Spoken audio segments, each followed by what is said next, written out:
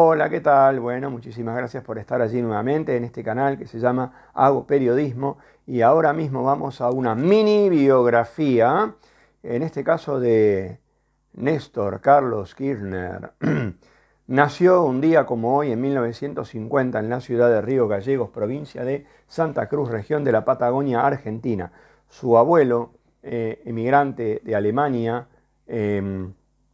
Argentina, había sido uno de los pioneros de la Unión Cívica Radical en esa región, la Patagonia, y su padre también había sido simpatizante de la Unión Cívica Radical. Su padre, digo, había tenido un almacén de ramos generales. Eh, bueno, ambos se llamaban Carlos, por cierto, Carlos Kirchner. Su madre, ambos se llamaban Carlos, por cierto, Carlos Kirchner. Su madre, Juana María Ostoich, eh, Juana María Ostoich, tuvo dos hermanas, Alicia, que fue ministra de Desarrollo y Acción Social durante el gobierno de Kirchner, y María Cristina, que nada tuvo que ver con la política y es escribana, acá en España sería notaria. De pequeño sufrió tos convulsa y por eso quedó con un ojo con estrabismo. Sufrió mucho bullying, como le llaman ahora, en la escuela, pero sin embargo era un alumno brillante. Decidió irse a vivir y a estudiar a La Plata porque sabía que allí había mucha ebullición política clandestina. Recordemos que estamos en tiempos de dictadura militar. Y se afilió a la Federación Revolucionaria Universitaria, una organización política de extrema izquierda, pero que solo existía en el ámbito de las universidades y obviamente de forma clandestina. Se recibió de abogado y se casó con Cristina Fernández de Kirchner. Para más detalles sobre el matrimonio Kirchner, vean la mini biografía que ya hice y publiqué de Cristina. Dejo aquí abajo en la descripción el enlace de dicha mini biografía. En 1987, y ya en democracia, ganó las elecciones a intendente, acá en España sería alcalde, encabezando la lista Frente para la Victoria Santacruceña, un frente electoral de partidos de izquierda y centroizquierda local, que nada tenía que ver con el peronismo, es decir, de la provincia.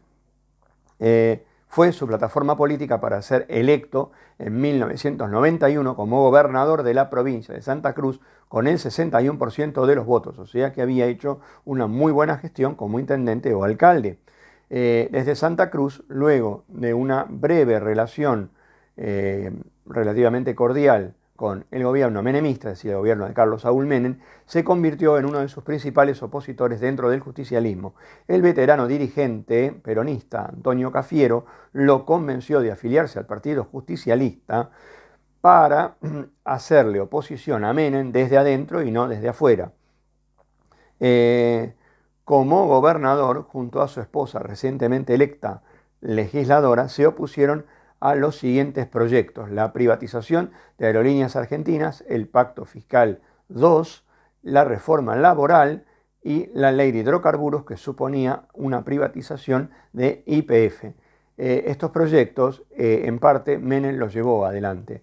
Es decir, digo en parte porque hubo empresas como YPF, por ejemplo, que ya lo dije en varios videos, el 50% quedaron a manos de Repsol de España. Bueno, en las elecciones del año 2003, Néstor Kirchner encabezó la lista del Frente para la Victoria, un frente de jóvenes peronistas. Claro, después de la crisis del 2001, el peronismo, como todos los demás partidos, debieron reorganizarse, rearmarse, barajar y dar de nuevo, como se dice vulgarmente. Bueno, muy bien, en dichas elecciones Kirchner salió segundo en realidad, con el 21,65% de los votos. Sin embargo, Carlos Menem, que técnicamente había salido primero, pero el margen de votos era tan escaso que debían ir a un balotaje, a una segunda vuelta, se bajó, por lo que alcanzó la presidencia Néstor Kirchner. En los siguientes meses, ya electo presidente Kirchner, decidió formar consenso con los partidos políticos de oposición a nivel nacional. Visitó nada más ni nada menos que a Raúl Ricardo Alfonsín, expresidente y probablemente el más importante de los líderes del Partido Radical de ese momento, para armar, bueno, justamente coalición. Y lo hizo. Bueno, Entre las medidas de gobierno destacan las siguientes, y voy a aclarar que las fuentes que he tomado para llevar a cabo lo que voy a decir son todas del extranjero, no son de Argentina. Muy bien. La pobreza tenía un nivel durante el gobierno de Kirchner del 8%, la indigencia del 10% y el desempleo del 14%. La inflación en el año 2004 era solamente del 6% anual. Hoy está en el 211. Algo que solo se había visto anteriormente, estos niveles, quiero decir, tan bajos, durante la presidencia de Juan Domingo Perón. Tan buenos habían sido esos niveles macro y microeconómicos que el Wall Street Journal publicó un artículo en portada dominical de 4 páginas titulado El Milagro Argentino, firmado por la directora de ese prestigioso portal, Emma Tucker. Bueno, además, renovó la Corte Suprema de Justicia y reactivó los juicios por delitos de lesa humanidad a los militares de la dictadura. Estos juicios habían sido, digamos, congelados, dejados en stand-by por Carlos Menem. Un gesto político muy fuerte fue cuando, en 2005, algunos generales que se encontraron molestos por la reanudación de dichos juicios por delitos durante la dictadura militar, lo citaron en el Colegio Militar de la Nación pensando que no acudiría. Pero lo hizo y fue acompañado de la televisión pública. Dio un discurso ante cadetes y altos mandos en el que dijo públicamente, y voy a citar textual, lo siguiente: no les tengo miedo. Las épocas de los golpes de Estado pertenecen al pasado más oscuro y avergonzante de nuestra historia. Acto seguido ordenó a su edecán militar bajar los cuadros de los presidentes de facto de las galerías, tanto de esa institución militar como de la propia Casa Rosada. Otro mensaje y acierto político que tuvo fue pagable la totalidad adeudada al FMI, Fondo Monetario Internacional, que había contraído el gobierno de facto de Isaac Rojas en 1955, cuando derrocó a Perón con bombardeo en la plaza y 300 muertos, incluidos el préstamo del FMI. Era como una bola de nieve por los intereses y había llegado a una cifra absolutamente astronómica. Bueno, Néstor pagó la totalidad y el Fondo Monetario debió retirarse de Argentina, con lo cual Argentina recuperó la independencia económica. Además, tuvo medidas proteccionistas para con la industria y fomentó que muchas empresas extranjeras radicaran sus empresas allí para generar fuentes de trabajo. Por eso los niveles que les decía recién, excelentes y brillantes.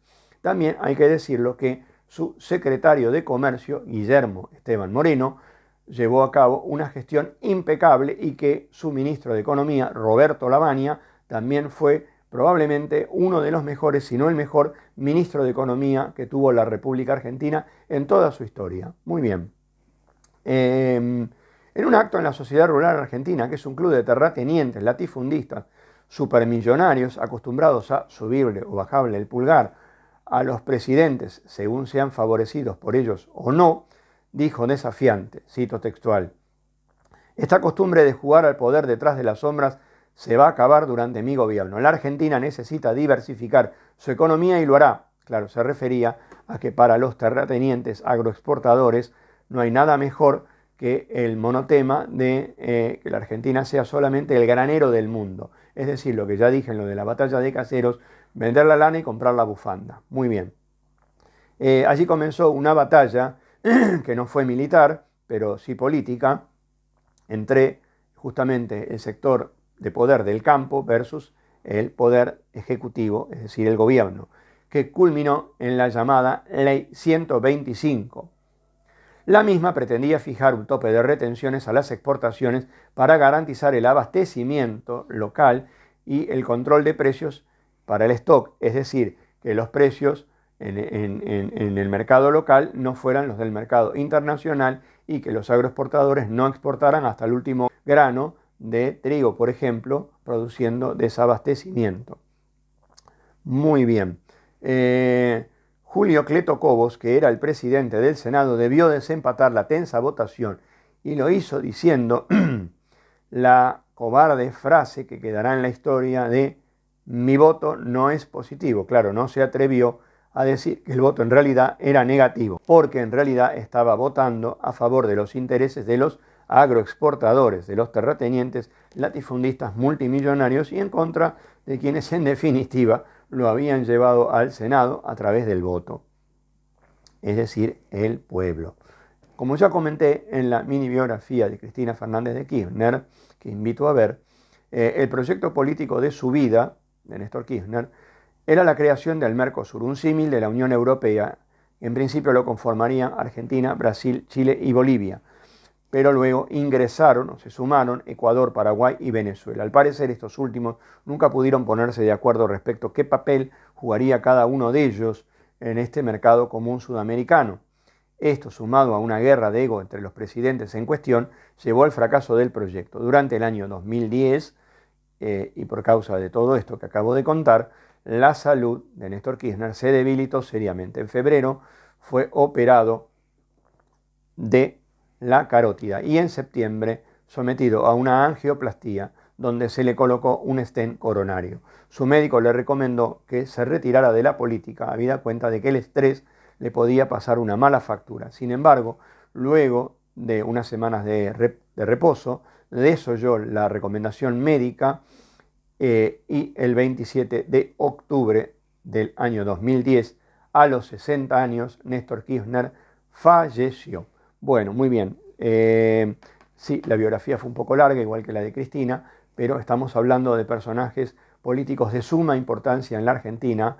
Probablemente Néstor Kirchner haya sido, le guste a quien le guste y a quien no, también uno de los presidentes más importantes y que tuvo también los mejores indicadores económicos. Lo que pasó mal o lo que hizo mal Néstor Kirchner, bueno, lo del Mercosur, y que además no tuvo ningún tipo de pensamiento en futuro, es decir, no pensó en cuál iba a ser el futuro del peronismo, no lo pensó y por eso el peronismo hoy está como está y el país está también como está, es decir, no es que todo lo hizo bien, pero tuvo actitudes, como vimos, incluso en los números, que la matemática no falla y no miente, y no es tendenciosa, absolutamente favorables. Bueno, muchas gracias por haber visto este y los demás videos del canal. Me despido de ustedes hasta el próximo video.